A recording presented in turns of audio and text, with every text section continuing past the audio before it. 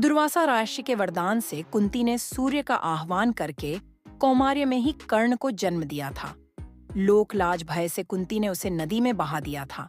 बाद में गंगा किनारे हस्तिनापुर के सारथी अधिरथ को कर्ण मिला और वह उस बालक को अपने घर ले गया। कर्ण को अधिरथ की पत्नी राधा ने पाला, इसलिए कर्ण को राधेय भी कहते हैं। अंग देश के राजा कर्ण की पहली पत्नी का नाम वृषाली था। वृषाली से उसको वृषसेन, सुषेण, वृषकेत नामक 3 पुत्र मिले। दूसरी सुप्रिया से चित्रसेन, सुशर्मा, प्रसेन, भानुसेन नामक 3 पुत्र मिले। माना जाता है कि सुप्रिया को ही पद्मावती और पुन्नुरुवी भी कहा जाता था। मित्रों, अब जानेंगे कर्ण के रहस्यों के बारे में पहला रहस्य। हालांकि यह कथा मान्यता पर आधारित है। कहते हैं कि द्रौपदी को महारथी कर्ण से प्रेम था और कर्ण को भी द्रौपदी पसंद थी। स्वयंवर में कर्ण भी गए थे। राजा द्रुपद का भीष्म से विरोध था और कर्ण भीष्म के पक्ष में थे। राजा द्रुपद ने द्रौपदी को पहले ही बता दिया था कि कर्ण एक सूत पुत्र है और यदि तुमने उन्हें पसंद किया तो जीवन भर तुम्हें एक दास की पत्नी के रूप में पहचाना जाएगा। स्वयंवर में निराश द्रौपदी ने एक कठिन निर्णय लेते हुए भरी सभा में कर्ण को एक सूत पुत्र कहकर अपमानित किया था। फिर भी चीरहरण के दौरान द्रौपदी को कर्ण से उम्मीद थी, लेकिन कर्ण ने अपने अपमान को याद कर वहां द्रौपदी की कोई सहायता नहीं की। बाद में जब भीष्म पितामह मृत्युशैया पर लेटे थे, तब कर्ण ने उनसे कहा कि वे द्रौपदी को चाहते थे। यह बात द्रौपदी ने भी सुनी और पहली बार द्रौपदी को भी पता चला कि कर्ण भी मुझे प्रेम करते हैं। दूसरा रहस्य दुर्योधन की पत्नी का नाम भानुमति था। कहते हैं कि भानुमति का कर्ण के साथ अच्छा संबंध हो चला था। दोनों एक दूसरे के साथ मित्र की तरह रहते थे। कर्ण और दुर्योधन की पत्नी भानुमति एक बार शतरंज खेल रहे थे। इस खेल में कर्ण जीत रहा था। तभी भानुमति ने दुर्योधन को आते देखा और खड़े होने की कोशिश की। दुर्योधन के आने के बारे में कर्ण को पता नहीं था, इसलिए जैसे ही भानुमति ने उठने की कोशिश की, कर्ण ने पकड़कर बिठाना चाहा। भानुमति के बदले उसके मोतियों की माला कर्ण के हाथ में आकर टूट गई। दुर्योधन तब तक कमरे में आ चुका था। दुर्योधन को देखकर भानुमति और कर्ण दोनों डर गए कि दुर्योधन को कहीं कुछ गलत शक न हो जाए, परंतु दुर्योधन को कर्ण पर बहुत विश्वास था। उसने सिर्फ इतना कहा कि मोतियों को उठा लें और वह जिस उद्देश्य से आया था उस संबंध में कर्ण से चर्चा करने लगा। इस विश्वास के चलते ही कर्ण गलत समझ लिए जाने से बच गए। तीसरा रहस्य, एक बार कुंती कर्ण के पास गई और उससे पांडवों की ओर से लड़ने का आग्रह करने लगी। कर्ण को मालूम था कि कुंती मेरी माँ है।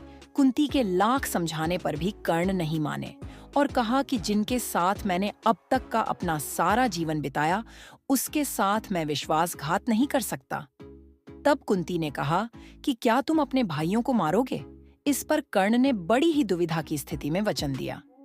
माथे, तुम जानती हो कि कर्ण के यहाँ याचक बनकर आया कोई भी खाली हाथ नहीं जाता। अतः मैं तुम्हें वचन देता हूँ कि अर्जुन को छोड़कर मैं अपने अन्य भाइयों पर शस्त्र नहीं उठाऊंगा। चौथा रहस्य, कर्ण की शक्ति अर्जुन और दुर्योधन से कम नहीं थी। उसके पास इंद्र द्वारा दिया गया अमोघास्त्र था, जिसे इंद्र ने कवच और कुंडल के बदले में दिया था। अमोघास्त्र देवे वक्त इंद्र ने कहा था कि तुम इसका प्रयोग एक ही बार कर सकते हो। यह जिस पर भी चलाया जाएगा वह निश्चित ही मारा जाएगा। कर्ण ने इस अमोघास्त्र का प्रयोग उसने दुर्योधन के कहने पर भीमपुत्र घटोत्कच पर किया था, जबकि वह इसका प्रयोग अर्जुन पर करना चाहता था। यह ऐसा अस्त्र था जिसका वार कभी खाली नहीं जा सकता था, लेकिन वरदान अनुसार इसका प्रयोग एक बार ही किया जा सकता था। पांचवा रहस्य, कहते हैं कि भगवान श्री कृष्ण, कर्ण और द्रौपदी के शरीर में समानता थी। कृष्ण की मांसपेशियां मृदु परंतु युद्ध के समय विस्तार तो हो जाती थीं। इसलिए सामान्यतः लड़कियों के समान दिखने वाला उनका लावण्यमय शरीर युद्ध के समय अत्यंत कठोर दिखाई देने लगता था। यही खासियत द्रौपदी और कर्ण के शरीर में भी थी। इसका मतलब यह कि ये तीनों लोग वक्त के साथ अपने शरीर को कोमल या कठोरतम बना लेते थे। सातवां रहस्य, कर्ण दान करने के लिए काफी प्रसिद्ध था। कहते हैं कि कर्ण जब युद्ध क्षेत्र में आखिरी सांस ले रहा था, तो भगवान कृष्ण ने उसकी दानशीलता की परीक्षा लेनी चाहिए। वे गरीब ब्राह्मण बनकर कर्ण के पास गए और कहा कि तुम्हारे बारे में काफी सुना है और तुमसे मुझे अभी कुछ उपहार चाहिए। कर्ण ने उत्तर में कहा कि आप जो भी चाहें मांग लें। ब्राह्मण ने सोना मांगा। कर्ण ने कहा कि सोना तो उसके दांत में है और आप इसे ले सकते हैं। ब्राह्मण ने जवाब दिया कि मैं इतना कायर नहीं हूं कि तुम्हारे दांत तोड़ूं। कर्ण ने तब एक पत्थर उठाया और अपने दांत तोड़ लिए। ब्राह्मण ने इसे भी लेने से इनकार करते हुए कहा कि खून से सना हुआ यह सोना वह नहीं ले सकता। कर्ण ने इसके बाद एक बाण उठाया और आसमान की तरफ चलाया। इसके बाद बारिश होने लगी और दांत धुल गया। 8वां रहस्य। उस काल में द्रोणाचार्य, परशुराम और वेदव्यास को ही ब्रह्मास्त्र चलाना और किसी के द्वारा ब्रह्मास्त्र का प्रयोग किए जाने पर उसे असफल कर देना याद था। जब द्रोणाचार्य ने कर्ण को ब्रह्मास्त्र विद्या सिखाने से इनकार कर दिया, तब वे परशुराम के पास पहुंच गए। परशुराम ने प्रण लिया था कि वे इस विद्या को किसी ब्राह्मण को ही सिखाएंगे, क्योंकि इस विद्या के दुरुपयोग का खतरा बढ़ गया था।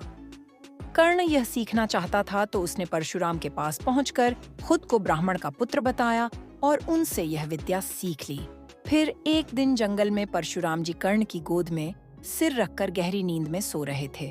तभी कहीं से एक कीड़ा आया और वह कर्ण की जांघ पर डंक मारने लगा। कर्ण की जांघ पर घाव हो गया, लेकिन परशुराम की नींद खुल जाने के भय से वह चुपचाप बैठा रहा। घाव से खून बहने लगा। बहते खून ने जब परशुराम को छुआ तो उनकी नींद खुल गई। उन्होंने कर्ण से पूछा कि तुमने उस कीड़े को हटाया क्यों नहीं? कर्ण ने कहा कि आपकी नींद टूटने का डर था, इसीलिए। परशुराम ने कहा कि किसी ब्राह्मण में इतनी सहनशीलता नहीं हो सकती है। तुम जरूर कोई क्षत्रिय हो, सच सच सच बताओ। तब कर्ण ने सच बता दिया। क्रोधित परशुराम ने कर्ण को उसी समय शाप दिया कि तुमने मुझसे जो भी विद्या सीखी है वह झूठ बोलकर सीखी है, इसलिए जब भी तुम्हें इस विद्या की सबसे ज्यादा आवश्यकता होगी तभी तुम इसे भूल जाओगे। कोई भी दिव्यास्त्र का उपयोग नहीं कर पाओगे।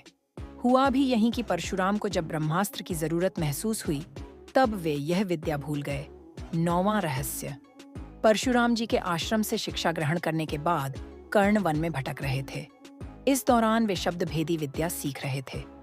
एक दिन जब वे इस विद्या का अभ्यास कर रहे थे तब उन्होंने एक गाय के बछड़े को अन्य वन्य पशु समझकर शब्द भेदी बाण चला दिया और उस बाण से बछड़ा मारा गया।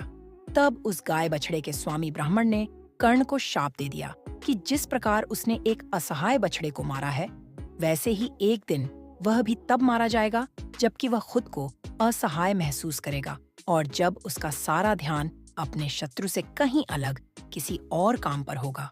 हुआ भी यही था कि जब कर्ण का अर्जुन से घोर युद्ध चल रहा था तब उसके रथ का पहिया बार बार भूमि में धंस जाता था और वह उसे निकालकर फिर से युद्ध करने लगता था।